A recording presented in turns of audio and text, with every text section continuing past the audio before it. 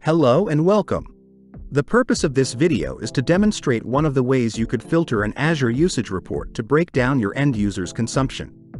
Once your report has been generated, click on any cell with data. Press Insert. Then select Pivot Table. From the pop-up, make sure that the pivot table will populate in a new worksheet. Then select OK. Now we will be choosing the pivot table fields. I recommend dragging the customer name field to the filters section. Then the meter category to the rows. And finally, the billing pre-tax total under the value section. This is what your fields should look like.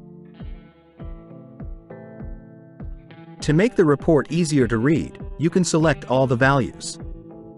Then right-click and press Format Cells. And change the format to Currency.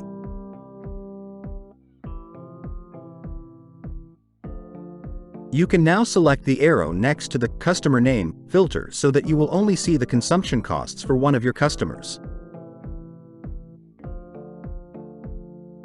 If you would like even more granularity, consider moving the Meter Name field underneath Meter category in the Rows section of the pivot table fields.